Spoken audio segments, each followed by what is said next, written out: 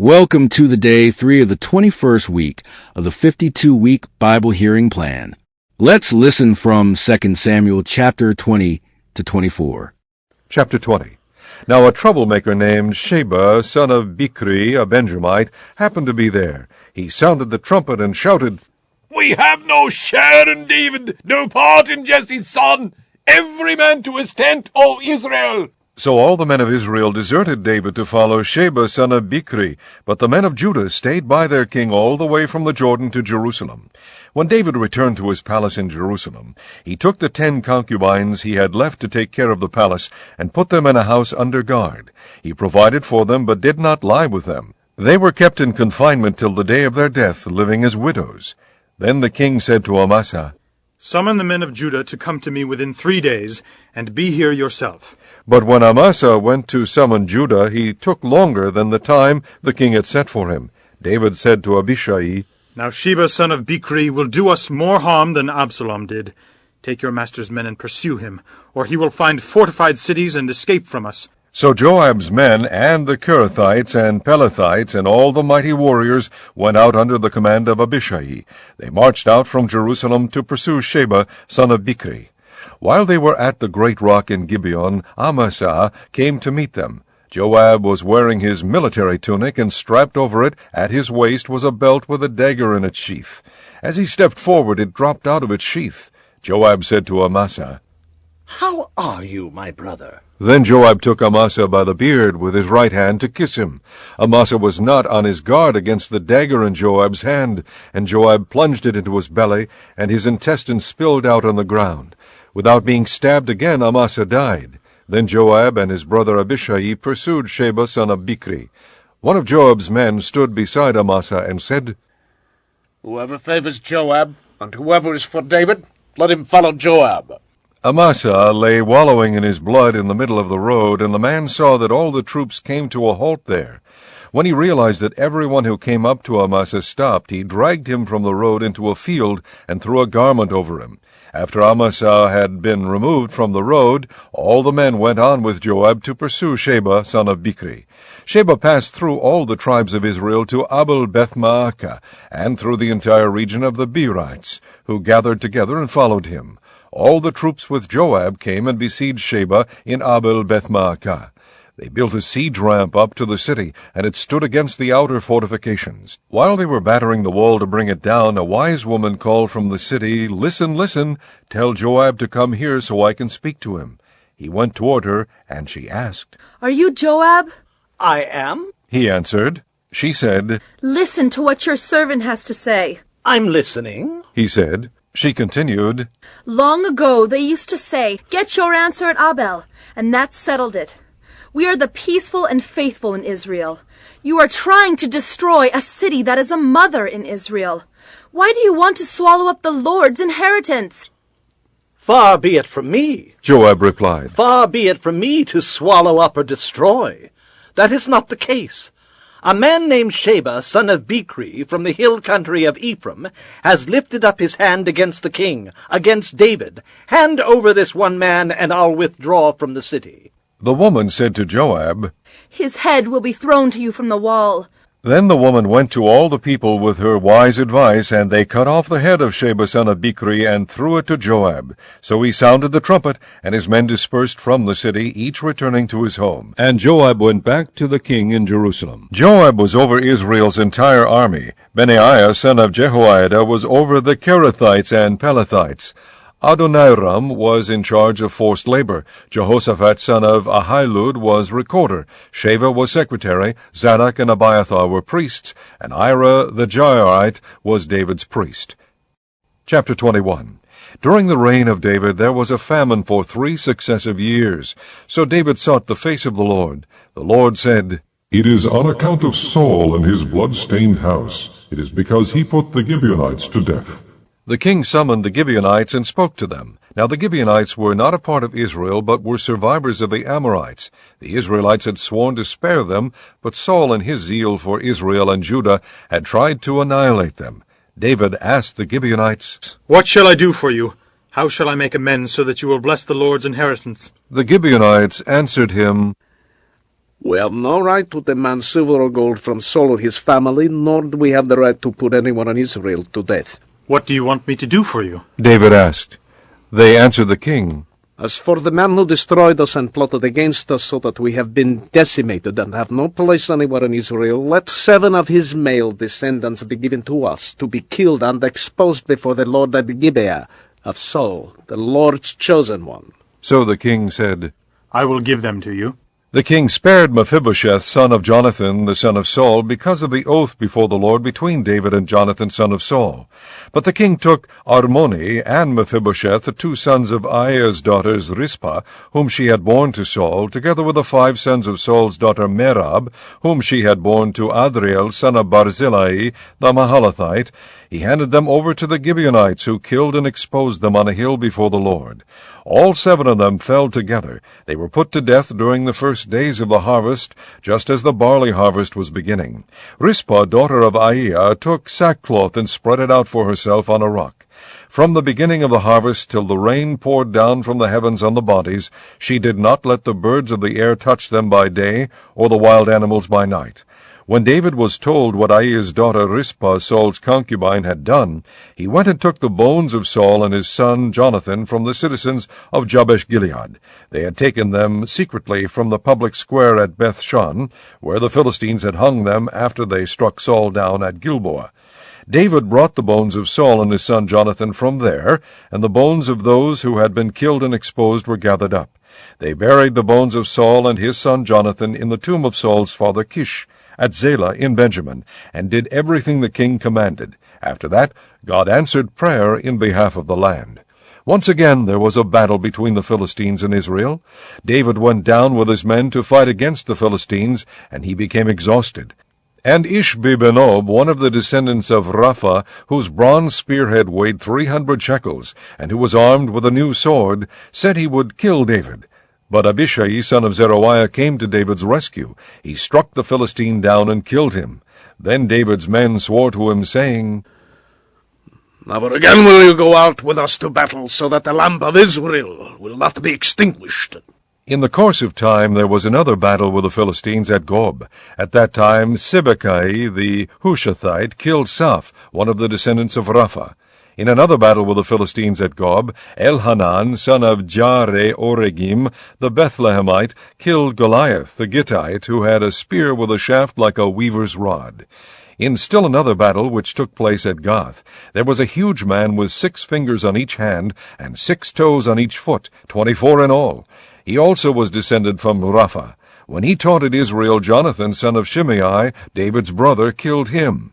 These 4 were descendants of Rapha in Gath, and they fell at the hands of David and his men. Chapter 22. David sang to the Lord the words of this song when the Lord delivered him from the hand of all his enemies and from the hand of Saul. He said, The Lord is my rock, my fortress and my deliverer.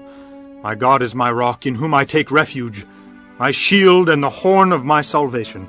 He is my stronghold, my refuge and my Savior. From violent men you save me. I call to the Lord, who is worthy of praise, and I am saved from my enemies. The waves of death swirled about me, the torrents of destruction overwhelmed me.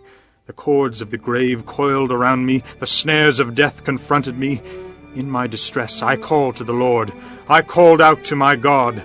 From his temple he heard my voice. My cry came to his ears. The earth trembled and quaked. The foundations of the heavens shook. They trembled because he was angry. Smoke rose from his nostrils. Consuming fire came from his mouth. Burning coals blazed out of it. He parted the heavens and came down. Dark clouds were under his feet. He mounted the cherubim and flew. He soared on the wings of the wind. He made darkness his canopy around him, the dark rain clouds of the sky. Out of the brightness of his presence, bolts of lightning blazed forth. The Lord thundered from heaven. The voice of the Most High resounded. He shot arrows and scattered the enemies, bolts of lightning, and routed them. The valleys of the sea were exposed, and the foundations of the earth laid bare at the rebuke of the Lord, at the blast of breath from his nostrils. He reached down from on high and took hold of me. He drew me out of deep waters. He rescued me from my powerful enemy, from my foes who were too strong for me. They confronted me in the day of my disaster, but the Lord was my support. He brought me out into a spacious place. He rescued me because he delighted in me. The Lord has dealt with me according to my righteousness. According to the cleanness of my hands he has rewarded me. For I have kept the ways of the Lord. I have not done evil by turning from my God. All his laws are before me. I have not turned away from his decrees. I have been blameless before him, and have kept myself from sin. The Lord has rewarded me according to my righteousness, according to my cleanness in his sight. To the faithful you show yourself faithful. To the blameless you show yourself blameless. To the pure you show yourself pure, but to the crooked you show yourself shrewd. You save the humble, but your eyes are on the haughty to bring them low. You are my lamp, O Lord. The Lord turns my darkness into light. With your help I can advance against a troop. With my God I can scale a wall. As for God, his way is perfect. The word of the Lord is flawless. He is a shield for all who take refuge in him. For who is God besides the Lord? And who is the rock except our God? It is God who arms me with strength and makes my way perfect. He makes my feet like the feet of a deer. He enables me to stand on the heights. He trains my hands for battle. My arms can bend a bow of bronze. You give me your shield of victory. You stoop down to make me great. You broaden the path beneath me so that my ankles do not turn. I pursued my enemies and crushed them. I did not turn back till they were destroyed. I crushed them completely, and they could not rise. They fell beneath my feet. You armed me with strength for battle. You made my adversaries bow at my feet. You made my enemies turn their backs in flight, and I destroyed my foes. They cried for help, but there was no one to save them. To the Lord, but he did not answer. I beat them as fine as the dust of the earth. I pounded and trampled them like mud in the streets. You have delivered me from the attacks of my people. You have preserved me as the head of nations. People I did not know are subject to me, and foreigners come cringing to me. As soon as they hear me, they obey me. They all lose heart. They come trembling from their strongholds. The Lord lives. Praise be to my rock. Exalted be God, the rock, my Savior. He is the God who avenges me, who puts the nations under me, who sets me free from my enemies. You exalted me above my foes. From violent men you rescued me. Therefore I will praise you, O Lord, among the nations. I will sing praises to your name. He gives his king great victories. He shows unfailing kindness to his anointed, to David and his descendants forever. Chapter 23. These are the last words of David. The oracle of David, son of Jesse. The oracle of the man exalted by the Most High, the man anointed by the God of Jacob, Israel's singer of songs. The Spirit of the Lord spoke through me. His word was on my tongue. The God of Israel spoke. The Rock of Israel said to me, When one rules over men in righteousness, when he rules in the fear of God, he is like the light of morning at sunrise on a cloudless morning, like the brightness after rain that brings the grass from the earth. Is not my house right with God? Has he not made with me an everlasting covenant, arranged and secured in every part? Will he not bring to fruition my salvation and grant me my every desire? But evil men are all to be cast aside like thorns, which are not gathered with the hand. Whoever touches thorns uses a tool of iron or the shaft of a spear. They are burned up where they lie. These are the names of David's mighty men. Josheb-Bashebeth, a Tekemonite, was chief of the three. He raised his spear against 800 men, whom he killed in one encounter. Next to him was Eleazar, son of Dodai, the Ahohite. As one of the three mighty men, he was with David when they taunted the Philistines gathered at Pas-Damim for battle. Then the men of Israel retreated, but he stood his ground and struck down the Philistines till his hand grew tired and froze to the sword. The Lord brought about a great victory that day. The troops returned to Eleazar, but only to strip the dead. Next to him was Shammah, son of Agi, the Hararite. When the Philistines banded together at a place where there was a field full of lentils, Israel's troops fled from them. But Shammah took his stand in the middle of the field. He defended it and struck the Philistines down, and the Lord brought about a great victory. During harvest time, 3 of the 30 chief men came down to David at the cave of Adullam, while a band of Philistines was encamped in the valley of Rephaim. At that time David was in the stronghold, and the Philistine garrison was at Bethlehem. David longed for water, and said, "Oh, that someone would get me a drink of water from the well near the gate of Bethlehem." So the 3 mighty men broke through the Philistine lines, drew water from the well near the gate of Bethlehem, and carried it back to David, but he refused to drink it.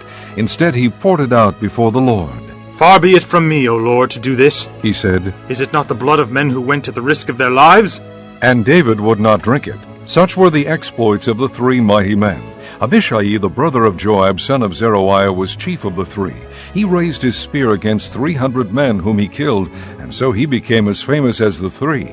Was he not held in greater honor than the 3? He became their commander, even though he was not included among them. Benaiah, son of Jehoiada, was a valiant fighter from Kabzeel, who performed great exploits. He struck down 2 of Moab's best men. He also went down into a pit on a snowy day and killed a lion. And he struck down a huge Egyptian. Although the Egyptian had a spear in his hand, Benaiah went against him with a club. He snatched the spear from the Egyptian's hand and killed him with his own spear. Such were the exploits of Benaiah, son of Jehoiada. He too was as famous as the 3 mighty men. He was held in greater honor than any of the 30, but he was not included among the 3. And David put him in charge of his bodyguard. Among the 30 were Asahel, the brother of Joab, Elhanan, son of Dodo from Bethlehem, Shammah the Harodite, Elika the Harodite, Halez the Paltite, Ira son of Ikesh from Tekoa, Abiezer from Anathoth, Mebunai the Hushathite, Zalmon the Ahohite, Maharai the Netophathite, Haled son of Baana the Netophathite, Ithai son of Ribai from Gibeah in Benjamin, Benaiah the Pirathonite, Hedai from the ravines of Gaash, Abi Albon the Arbathite, Azmavath the Barhumite, Eliabah the Shahabonite, the sons of Jashan, Jonathan son of Shammah the Hararite, Ahiam son of Sharar the Hararite, Eliphalet son of Ahashbai the Maakathite, Eliam son of Ahithophel the Gilonite, Hezro the Carmelite, Paarai the Arbite, Igal son of Nathan from Zobah, the son of Hagri, Zelek the Ammonite, Naharai the Beerothite, the armor-bearer of Joab son of Zeruiah, Ira the Ithrite, Gareb the Ithrite, and Uriah the Hittite. There were 37 in all.